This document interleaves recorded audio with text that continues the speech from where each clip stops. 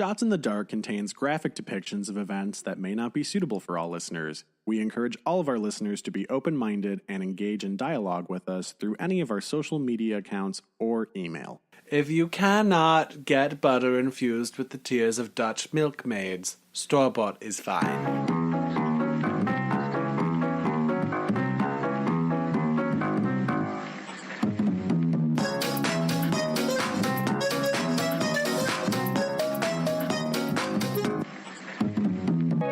Hi, and welcome to Shots in the Dark. I'm Ty. I'm Whitney. And we are drinking tonight.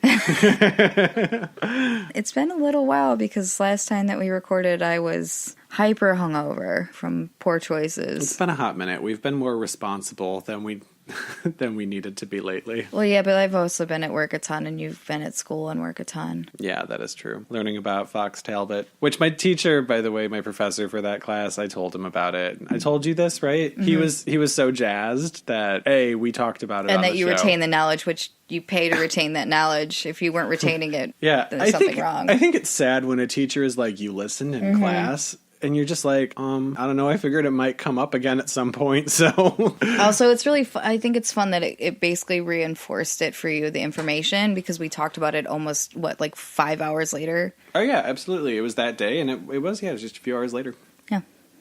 All these things is happening. The show. Faux show. Hey. Faux show. Ty. Yeah. Do you want to take a shot with me? I would love to take a shot with you. And for any and all of you guys listening and whatever, Shots raise whatever you got, anything. just not water. Wheatgrass is great. Literally anything except for water. Cheers. Cheers. I have not found enough information to actually make it one side, but I think it's so funny. I've been researching. There was a man in India. He's a gangster. He's terrible. If I can find enough information on this, I'm going to cover it because it's so interesting. Mm-hmm. But he finally got taken into custody because he was murdering and raping people. It's a bunch of horrible things. So he got taken into custody, and at his trial, 22 women bum rushed his area, started beating the shit out of him. Yes! Wait, but there's more. Oh, but there's more. They stabbed him repeatedly, murdered him. One account that I read said that they cut off his head, and they cut off his genitals, and took them as a prize. And when they tried to arrest people from there, they arrested, I want to say it was 7 of them, and all of the women that were involved in it were just like, no, it was me. They Spartacused it. So they're just like, yeah,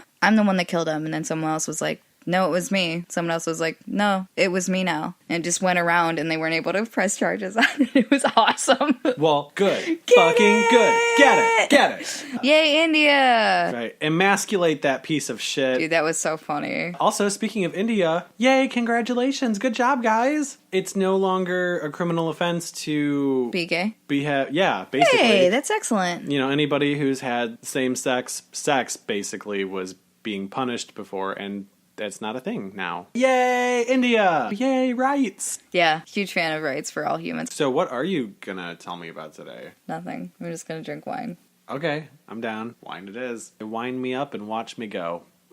So I'm going to talk to you about Carl Eugene Watts, otherwise known by his nickname Coral Watts. I don't know why he called himself Coral. Carl Eugene Watts was born in Fort Hood, Texas, to Richard Eugene Watts and Dorothy Mae Young. There's a couple of differences in some of the references I had, where he was born in a different town, but a lot of them said Fort Hood. So if it's not specifically Fort Hood, that's the one I went with because I saw it happen more in news sources and not just copy and pasted sources. Mm-hmm. Makes sense, yeah. His father was a private first class in the Army, and his mother was a kindergarten art teacher. Oh, how did he turn out to be a murderer? What? He's got some problems. When he was less than 2 years old, his parents had separated and he went to live with his mother. A couple years later, she had started dating, and eventually she remarried to a Norman Caesar and had 2 girls, which he apparently was not super down with the fact that he was now a big brother. And because she was busy raising other people's children at school, his grandmother took care of him quite a bit. Okay.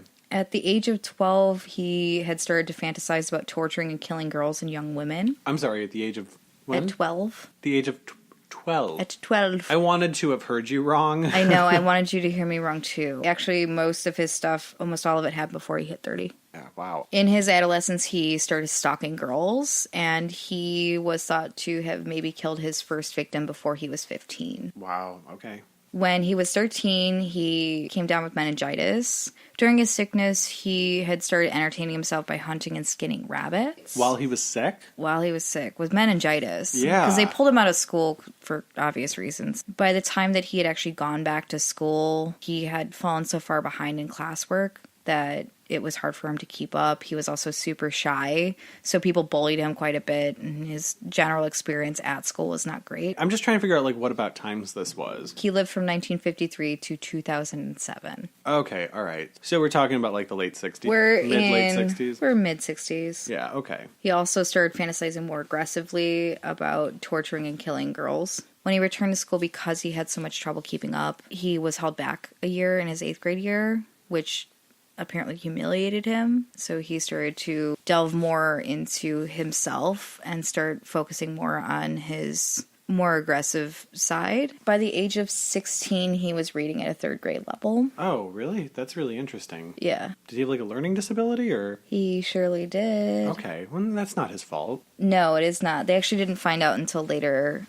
Was there anything about how he behaved in school? Was he He was just really well-behaved? shy. He was just really shy, okay. Yeah, he didn't grasp the information as well as the other kids. Yeah. Because he had failed in academics, he started getting into doing sports, which a lot of people do. Yeah. He participated in the Silver Gloves boxing program. The whole purpose of it was to teach kids to have respect for themselves and to have like a little bit of discipline as well. My grandfather was a Golden Gloves boxer and apparently tried to get my dad to do that. Sometimes I think about whether or not boxing would be fun, and then I just think about, yeah, but if I get punched in the face and I don't like it, like, can I just nicely and politely be like, okay, you can stop now. That wasn't as fun as I thought. This conversation with you too, where I'm or like MMA fighting, you know?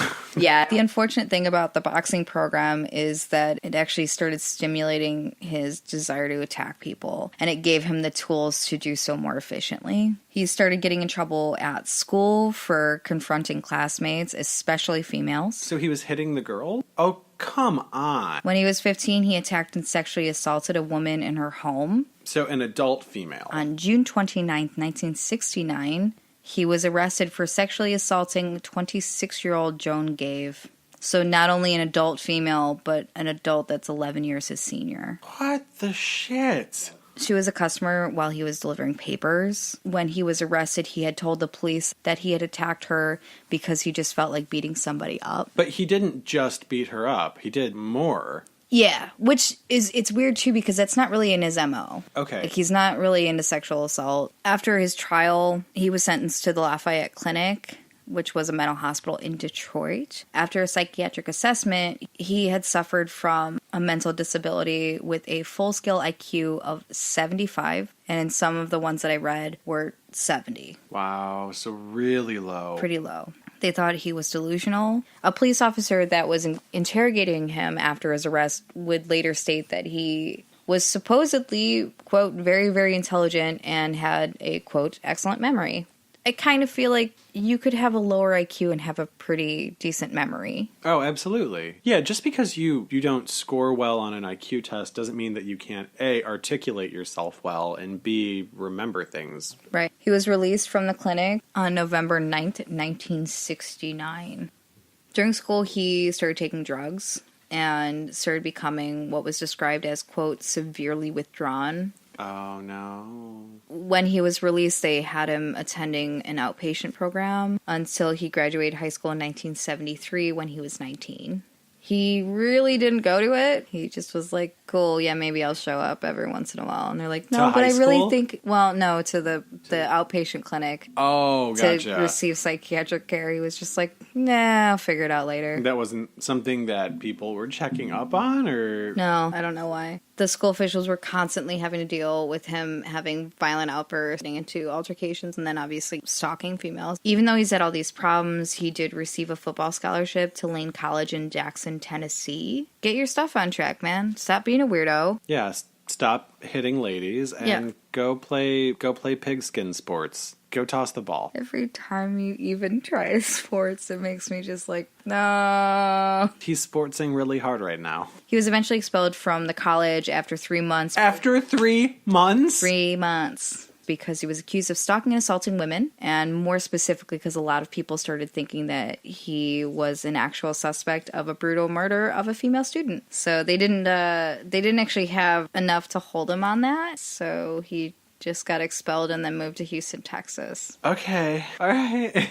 The murder on campus was a female. Yes. All of his victims are female. I just don't understand where the aggression against the women comes from. No idea. Sounds like his mother and grandmother were both pretty solid, nice ladies, so I don't know. On October 30th in 1974, he had tortured and brutally murdered 20-year-old Gloria Steele, who eventually got put in jail for, but it would take a really long time. She was believed to be a second victim, but they weren't super sure. Yeah. She was found dead with 33 stab wounds in her chest. She was only 19. Oh my God. A witness later would say that she was speaking with a man in her apartment complex who said that he was looking for Charles, which is him. A lot of his crimes, too, it's really hard to pinpoint exactly which ones were his unless he actually specifically had confessed to them. So some of them are speculation and some of them obviously are not. It happens a lot with true crime when somebody is a serial killer, especially.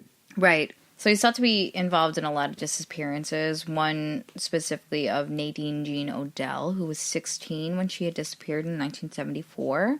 She was last seen walking down a street in the area that his family lived, in Inkster, Michigan. Her body's never been found. In April 1980, the Ann Arbor police were called to the home of 17-year-old Shirley Small. She'd been attacked and repeatedly cut with an instrument resembling a scalpel. Oh my God. She bled to death on the sidewalk where she had fallen. I feel like getting attacked and sliced up with a scalpel almost kind of sucks worse than getting stabbed repeatedly with like a knifey knife. Glenda Richmond, who was 26, was found near her doorway. She had died from 28 stab wounds. Rebecca Greer, who at the time was 20, died outside of her door after being stabbed 54 times. Noticing that there were a lot of similarities between these women, Detective Paul Bunton had headed a task force that clearly had formed to start investigating these murders. They started calling him the Sunday morning slasher. Almost all of them happened on Sunday mornings. The news started calling him that, or the police did? The news. I figure as much. They weren't able to actually find enough evidence to go forward with that investigation. They still kept it open and were trying to investigate, but there wasn't anything to go on. So it took a little while for Sergeant Arthurs from Detroit to start reading about the murders that were happening really close, because Ann Arbor is about 40 miles, I think, from Detroit. He noticed that the attacks were very similar to the ones that Carl Watts was committing when he was still a paperboy and was running around. So the sergeant had contacted the task force and pretty much said, hey, you're definitely looking for this guy. Wow, like, just good job. Good job. Yeah. The unfortunate thing is, I mean, it is the 80s. I was like, they're working together, which is great, but they don't have enough evidence to actually do anything that's super worthwhile. At least they have a target to dig the evidence up on, though, you know? Yeah. Lenore Nizaki had answered her door and was attacked by a man who said that he was looking for Charles, which is him. I feel like that could have been something pertinent that was put out in the newspapers, like, if someone's looking for Charles, maybe don't open your door. So do they know that this happened because he told them that this is how it happened after the fact? No, she actually survived, which is amazing. She fought him and was like, nope, not today, son. And then eventually had picked him out in a lineup. Good. So he got arrested on assault and job. battery charges. A little bit later, obviously before he had gotten arrested, Diane Williams had reported being attacked as well in November. Similar circumstances, survived, saw the car, made a police report.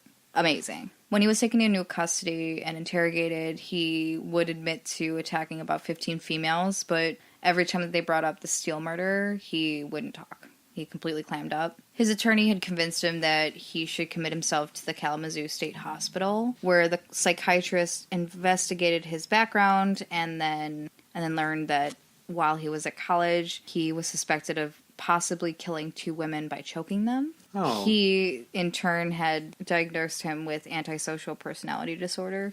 Detectives later started realizing that there was a massive rise in similar murders and or attacks in Detroit later, when they were looking at the traffic cameras, they realized that his car was almost always sighted leaving the scenes of a lot of these violent attacks. It's just a coincidence. It's a very odd coincidence. Right. It's not incriminating.